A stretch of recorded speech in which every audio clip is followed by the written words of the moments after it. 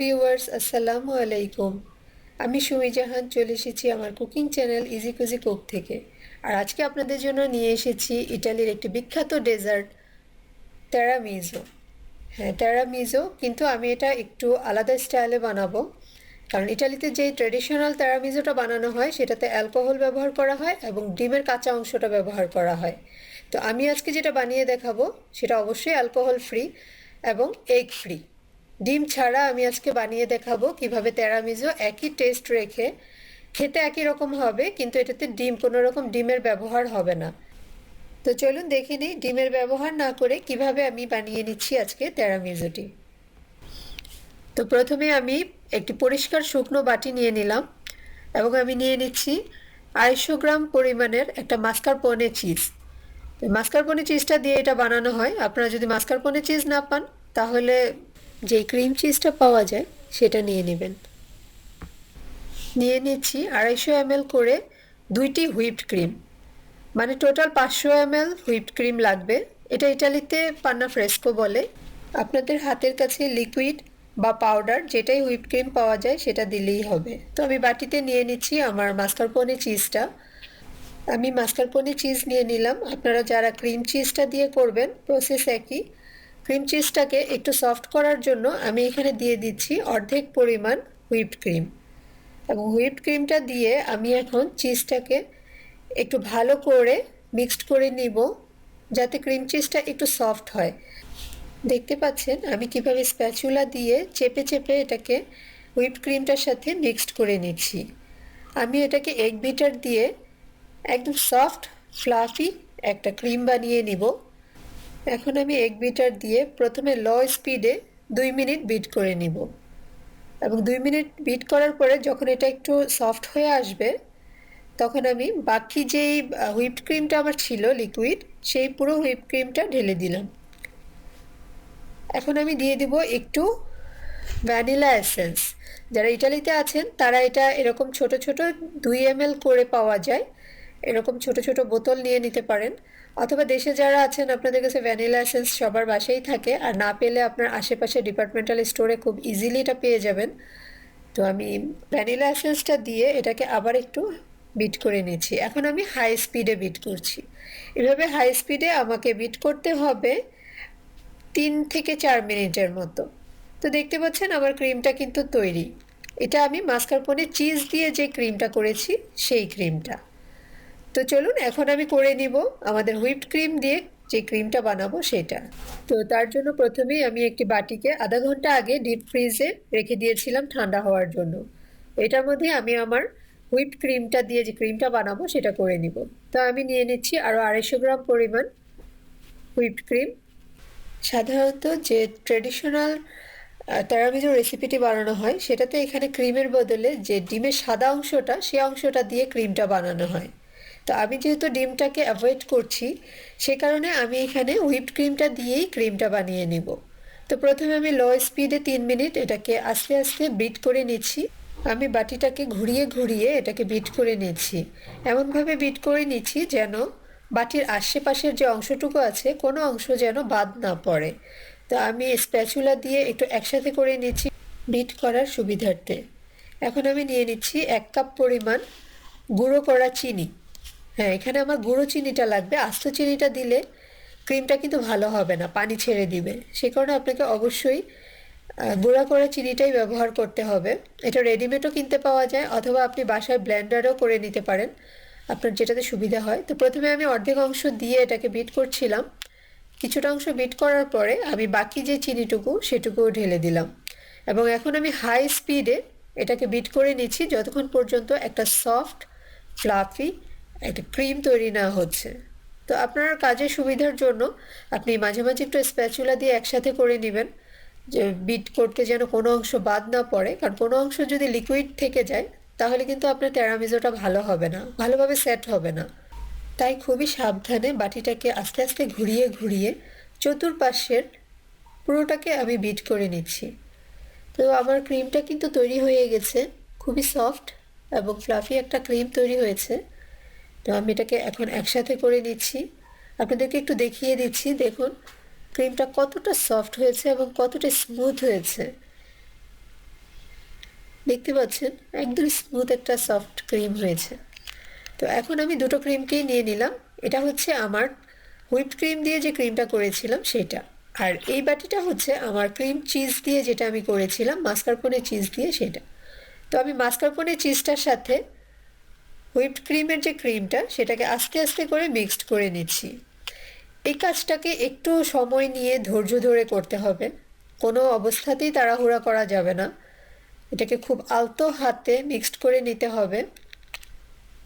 এখন আমি বাটির বাকি যে অংশটুকু আছে সেই অংশটা পুরোটা দিয়ে দিচ্ছি এবং একইভাবে মাস্কারপোনে চিজটার সাথেও এটাকে আমি মিক্সড করে নিব। আপনারাও এটা খুব সাবধানে করবেন, বারবারই বলছি, একদমই তাড়াহুড়া করা যাবে না, খুবই সফট হাতে ক্রিমটাকে মিক্সড করতে হবে। দেখতে পাচ্ছেন এখানে কিন্তু আমি কাট অ্যান্ড ফোল্ড প্রসেসটা অ্যাপ্লাই করছি।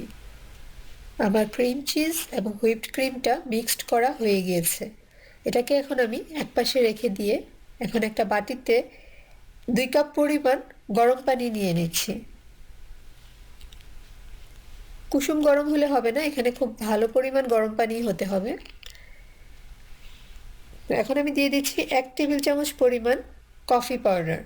আমি এখানে এক্সপ্রেসো কফিটা ব্যবহার করেছি, আপনারা যদি নেসক্যাফেটা ব্যবহার করেন তাহলে অবশ্যই একটু পরিমাণটা বাড়িয়ে দিবেন।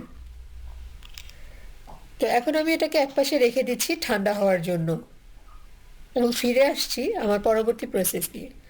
তো এখন আমি নিয়ে নিয়েছি কিছু বিস্কিট, এটাকে লেডি ফিঙ্গার বলা হয়। এটা যারা ইটালিতে আছেন বা দেশের বাইরে আছেন তাদের জন্য খুবই অ্যাভেলেবেল। বাংলাদেশেও এখন পাওয়া যায়, যে অনলাইন শপগুলো আছে সেখানে অর্ডার করলে এটা পাওয়া যাবে। আর যদি এটা কোনো অবস্থাতেই না পাওয়া যায় তাহলেও সমস্যা নেই, বিস্কিটটার বদলে আপনি ব্যবহার করতে পারেন প্লেন কেক। আমি বিস্কিটটা যে প্রসেসে ব্যবহার করব এই সেম ওয়েতে আপনারা প্লেন কেকটা কেটে কেটে ওই একই প্রসেসে ব্যবহার করবেন। তো চলুন দেখে নেই আমি বিস্কিটটা দিয়ে কিভাবে টেরামিজোটা সেট করে নিচ্ছি। আমি পানির সাথে যে কফি পাউডার মিশিয়ে রেখেছিলাম সেই লিকুইডটা এখন পুরোপুরি ঠান্ডা হয়ে গিয়েছে। অবশ্যই এটাকে ঠান্ডা অবস্থায় ব্যবহার করবেন। তো আমি বিস্কিটটাকে জাস্ট 2-1 সেকেন্ডের জন্য লিকুইডটাতে ভিজিয়ে দিয়ে দিচ্ছি বাটিতে। এভাবে করে প্রতিটা বিস্কিটকে বা আপনি যদি কেক দিয়ে করেন প্রতিটি কেকের পিসকে কফির লিকুইডে ভিজিয়ে পরপর সাজিয়ে বিছিয়ে দিতে হবে।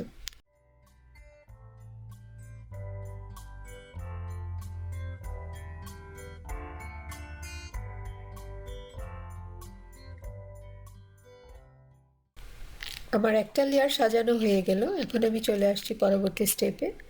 আমি যে ক্রিমটা মিক্সড করে রেখেছিলাম সেই ক্রিমটাকে এখন খুব সুন্দর করে বিস্কিটগুলোর উপরে বিছিয়ে দিচ্ছি। আপনারা যারা কেক ব্যবহার করছেন একইভাবে কেকের উপরে চারদিকে ঘুরিয়ে ঘুরিয়ে ক্রিমটাকে সুন্দর করে বিছিয়ে দিবেন। একইভাবে কফি লিকুইডে ভিজিয়ে আমি আমার সেকেন্ড লেয়ারটাও সাজিয়ে নিচ্ছি।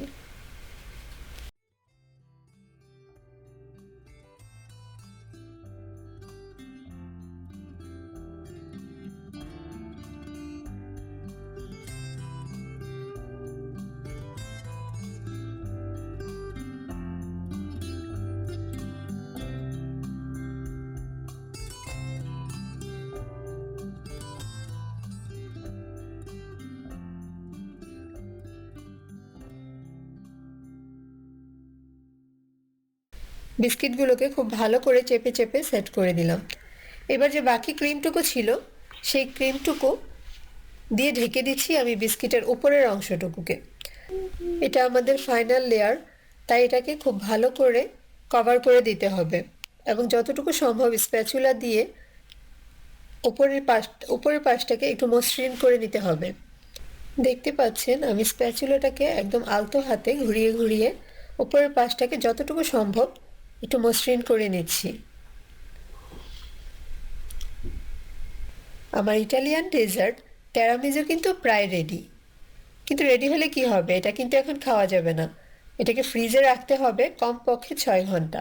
ভালো হয় যদি আপনি রাতের বানিয়ে ওভারনাইট ফ্রিজে রেখে দেন এবং পরদিন সকালবেলা এটা খুব সুন্দরভাবে সেট হয়ে যাবে। তো আমি এখন একটি প্লাস্টিক র্যাপিং পেপার দিয়ে র্যাপ করে দিচ্ছি। আর আমি রাতে বানিয়ে নিয়েছিলাম তাই আমি সারা রাতের জন্য রেখে দিচ্ছি এটাকে ফ্রিজে এবং ফিরে আসছি সকালবেলা যখন এটা পুরোপুরি সেট হয়ে যাবে।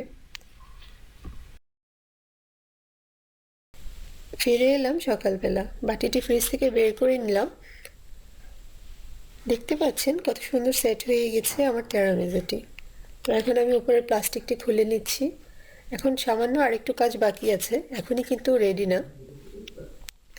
আপনারা চাইলে উপরে ক্রিম দিয়ে হালকা একটু ডেকোরেশন করে তারপরে চকলেট পাউডার ডাস্ট করে দিতে পারেন।